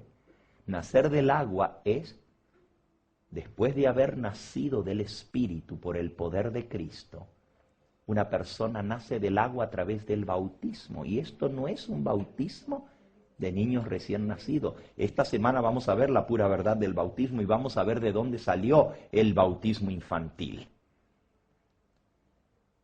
Pero yo te pregunto en esta noche, ¿hay alguno aquí que aún no ha tomado ese paso tan importante de obediencia y fe como es el bautismo?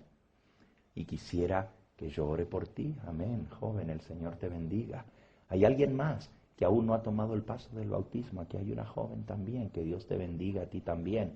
¿Hay alguien más que aún no ha tomado el paso del bautismo? No de los niños recién nacidos, sino de cuando uno cree, acepta al Señor Jesús y su sacrificio, le entrega su vida y el Señor Jesús lo sella con el Espíritu Santo para salvación. ¿Hay alguien más que aún no ha tomado el paso del bautismo? Ahí en el lugar donde estás, levanta tu mano. Yo quiero orar por ti especialmente en esta noche. Amén. El Señor te bendiga a ti, también a ti. ¿Hay alguien más?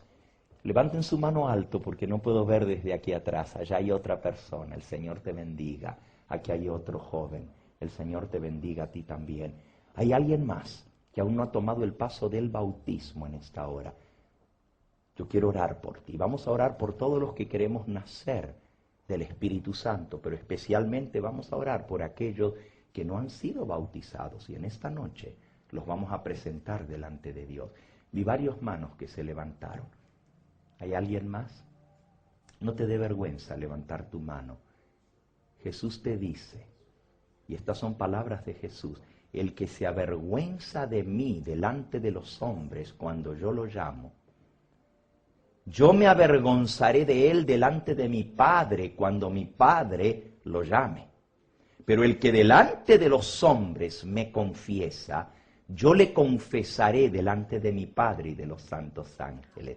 No te dé vergüenza responder a Jesús cuando Él te llama. Levanta tu mano en el lugar donde estás. Yo quiero orar por ti en esta hora. Alguien más que aún no ha tomado el paso del bautismo. ¿Quieres levantar tu mano?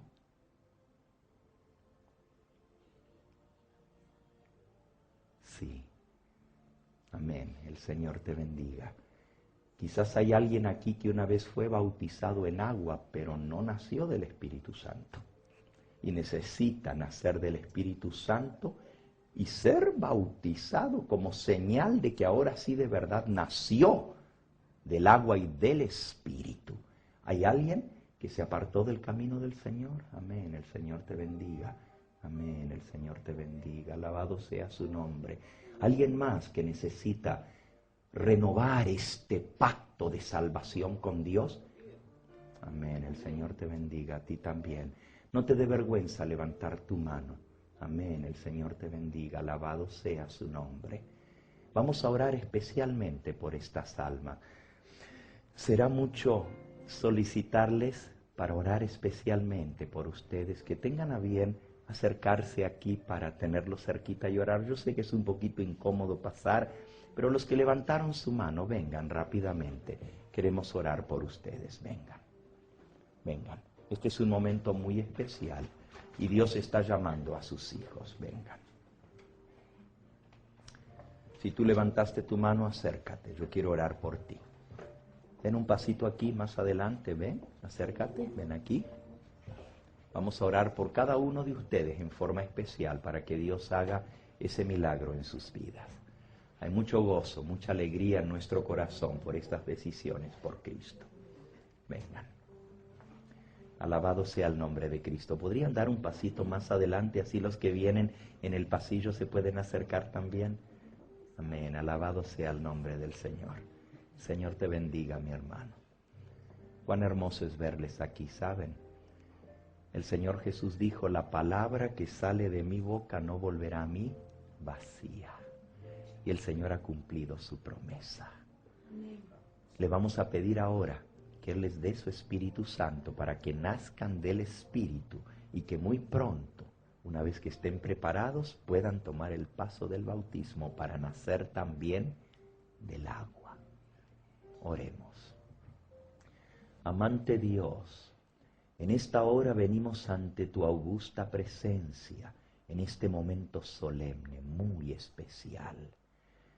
Señor, tú has hablado a través de tu palabra. Nos damos cuenta, Señor, que hay un mundo de confusión a nuestro alrededor. Todo tipo de doctrinas y enseñanzas que se han infiltrado aún dentro del así llamado mundo cristiano. Pero, Señor, tú tienes una palabra. Tú tienes una verdad que es cierta. Y tú dijiste que todo aquel que creyere en ti será salvo. Tú dijiste, Señor, que todo aquel que te confiesa será salvo. Y tú dijiste que todo aquel que te recibe, tú le das tu Espíritu Santo para morar en él. Señor, estas almas sinceras han pasado aquí adelante porque desean en esta hora hacer un pacto contigo. Tú dijiste, el que a mí viene yo no lo echo fuera. Yo te pido en el nombre de tu Hijo que tú aceptes a estas preciosas almas. Son tus hijos, tus hijas muy amadas y tú los has llamado. Tú dijiste, mis ovejas oyen mi voz y cuando yo las llamo me siguen. Gracias, Señor, porque no han sido rebeldes a tu llamado. En esta hora yo te pido que pongas tu sello de aprobación sobre ellos, que les des tu Espíritu Santo. Perdónanos nuestros pecados por la sangre de Cristo. Lávanos con esa preciosa sangre y danos tu Espíritu Santo para morar en nosotros, para fortalecernos, para vivir de acuerdo a tu divina voluntad. Escribe tu ley en nuestro corazón, Señor, para que podamos ser obedientes a tus mandatos y así, perseverando hasta el fin, poder obtener la vida eterna a través de Cristo Jesús, Señor nuestro. Echa tu manto sobre nosotros, Señor, arrópanos con amor, cubre nuestra desnudez, nuestro pecado, y haznos ver tu perfecta justicia. Gracias por tu sacrificio en la cruz. Bendice también a cada alma que se puso en pie en esta noche porque sabe que necesita de Cristo Jesús. Y ayúdanos, Señor, a vivir de toda palabra que sale de tu boca.